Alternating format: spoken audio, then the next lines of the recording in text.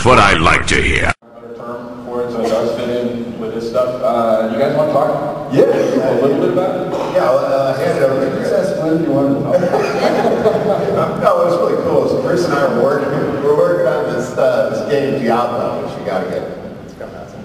But anyway, so we're working on that, and meanwhile we started talking about Transformers, you know. It's like, it comes up every once in a while. You walk into Chris's office, and it's like the shrine of my life in 1985. It's Transformers and Joe's and D&D thing.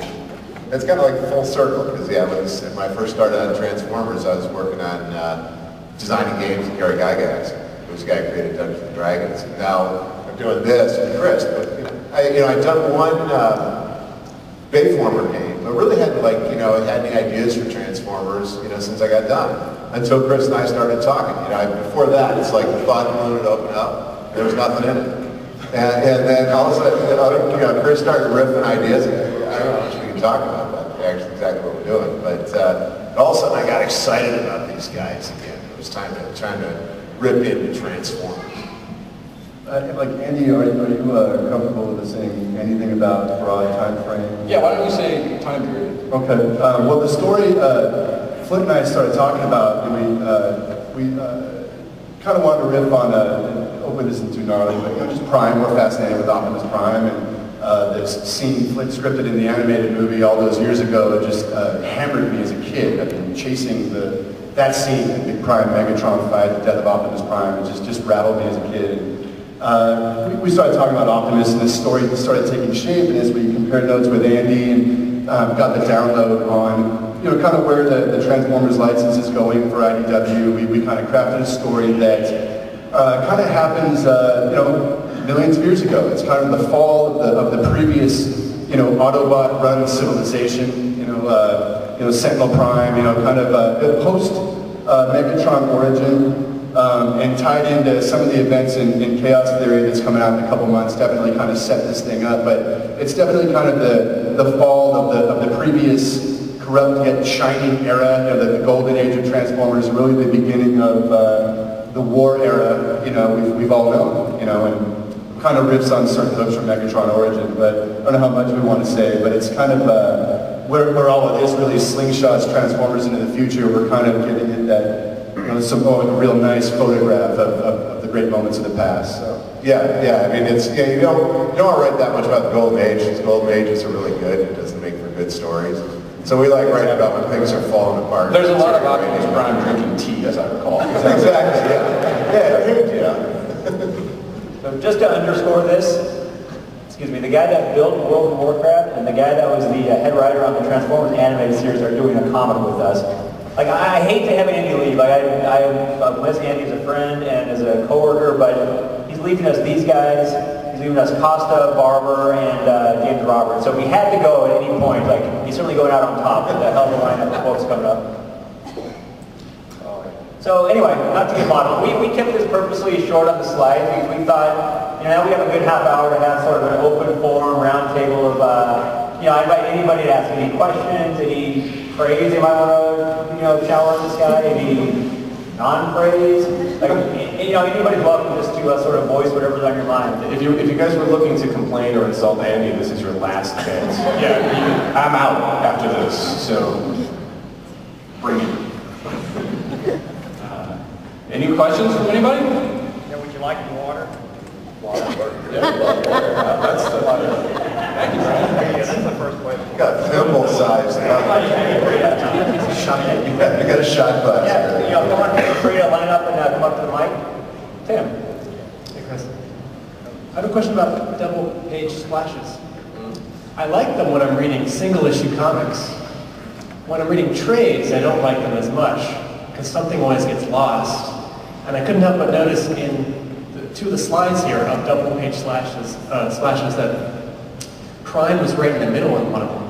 So yeah, there you go. So as writer, as artist, as editor, can you talk a little bit about either the physical storytelling, like structural balance of single issues versus trades? Well, first, we're killing Prime, so obviously we don't care about the guy anymore. So now he's going to be stuck in the gutters of all our comics.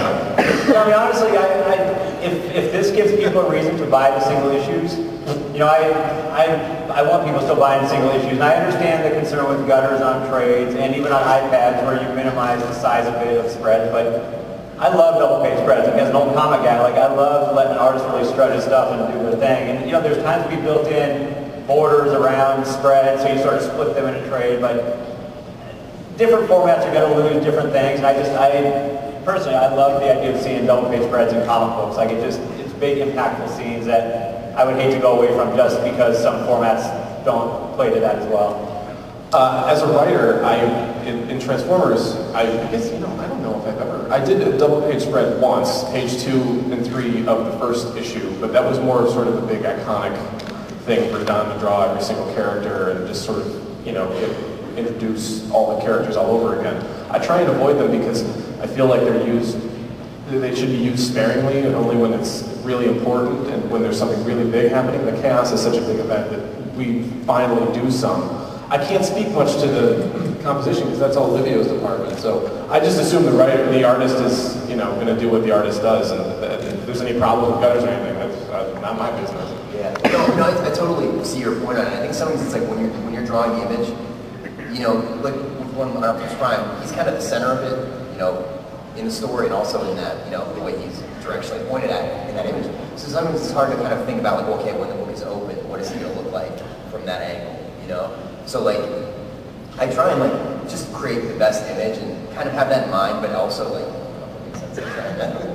It's hard to create an image thinking how it's going to look when it's open and a trade, I guess. Yeah. You know? Well, especially, I think the way, I really love the trades that IDW produces. It's really high quality paper, the binding is really, you know, strong, and it's a nice, you know, Marvel and DC sometimes chins on that stuff, but IDW does a really good job with it. However, if stuff gets lost in the middle, I encourage you to do what I do and just tear the thing in half, and then just put them together. I don't think you have to encourage people to tear your comics in half. Why not buy another one? Yeah, so you should buy 2 copies of every trade. One to tear up and one to keep on the shelf. Yeah, I think that's brilliant. Yeah, I think that's working for you. Thanks. I had a question. We haven't seen the kids from the first trade that you guys put out, Verity and Jimmy, since the end of Maximum Dinobots, like 2 years ago, except Verity was in Last Stand of the Records. But where the heck is Jimmy Pink? Is he in space? And is there any plans on giving us some closure, putting either one of them back in the storyline, or at least showing us where they are now? Where is Jimmy? Jimmy is... All right. I'll be honest with you. Jimmy has been written into a Transformers comic that was written about a year ago that still hasn't seen print. But Jimmy is in a miniseries called Legacy of Rust, which I had talked about a long, long time ago when somebody asked me about Punch Counterpunch. It is a miniseries with Punch Counterpunch, and Jimmy is a major player in that series. It hasn't been published, not because it's not good, but just because we've had such a strong lineup of stuff coming out that we felt like an additional comic would be sort of kind of glutting the market. We didn't want to get lost. We didn't want to get lost. It will come out, and it's really good. I mean, I was so thrilled to get a Punch Counterpunch story that I really liked because I was kind of surprised. But he's actually in that, so we know where he is, but that also then sort of had the unfortunate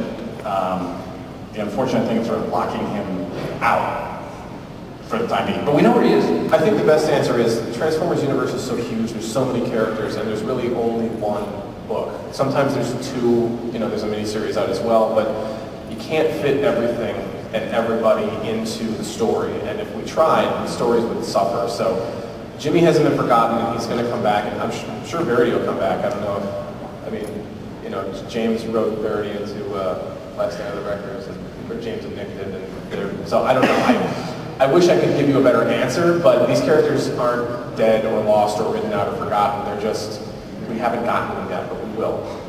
Thank you. Thank you. On your other cross, Autocracy, do you have is it going to be like an app, and what the price plan of that's going to be? All of that will be announced soon. Yeah, pricing we were working on, but it'll be a part of the Transformers app. We have the storefront app already for the Transformers, so it'll be sold in there. And probably promote it separately as well. Thank you.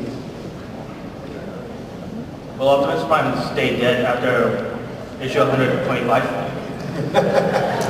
He'll stay dead as long as the Human Torch stays dead. You're gonna have to wait and see. We can't talk about anything past 125. For digital distribution of comics, does IDW have any plans to support cross-platform? So buy the comic on one platform, but I can view it on all the platforms I own? Or move from platform to platform, such as iPad to Android?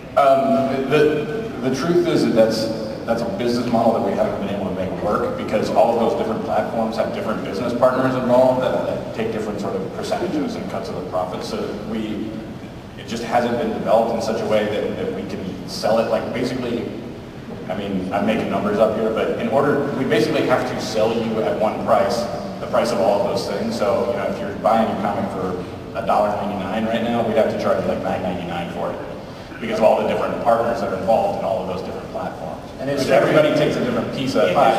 The Comixology platform that has Marvel on board and DC on board, I think Image on board, they're able to do that, and we're able to get cross-platform support.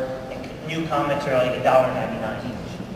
Yeah, Comixology has some different partners and some different avenues open to it because of having like Marvel and DC that just aren't kind of in the cards for the smaller publishers. In practical terms too, we actually format all of our comics separately for each device.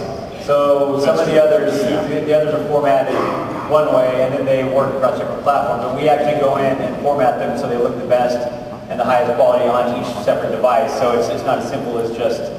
But the only devices you support right now are Apple devices, aren't they? No, run on Google Android. You do have the Sony PSP, BlackBerry. BlackBerry. Oh, that's right. I hadn't seen you on Android yet. Okay. Thank you. Excellent.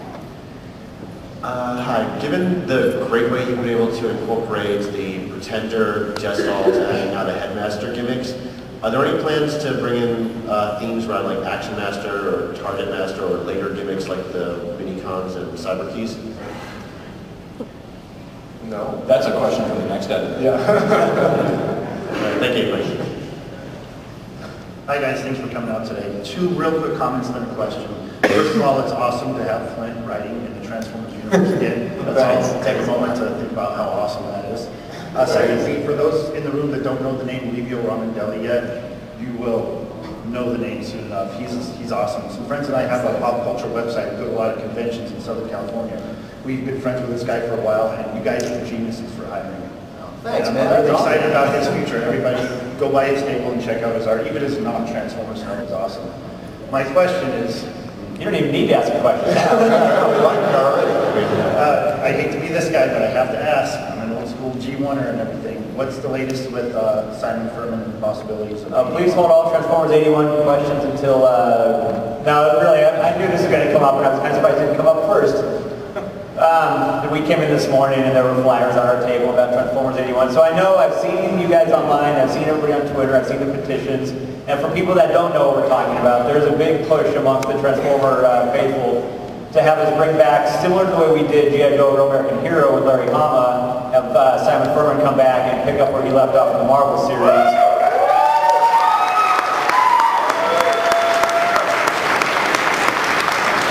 Obviously, people are indifferent about this at best, so I'll just say that you guys are being heard. We're talking. I have no announcement to make about this yet, but I mean, like I say, we certainly hear you and I don't know. Yeah, I'm kind of I'm of two minds about it. Like, I love what we've been doing. Like, we've been doing Transformers now 5-6 years, and I love the direction we've taken and how we've sort of moved things forward. So part of me is just like, I want to look back at stuff that's not what we did before. We've established a new continuity, and then there's that. Is there any reason why the two can't coexist? What you're doing now and... There are different reasons, but I mean, they're not insurmountable reasons. I'll say that. So, you know, you don't want to always have an old continuity, a new continuity, movie continuity, animated continuity, and then really start confusing people. But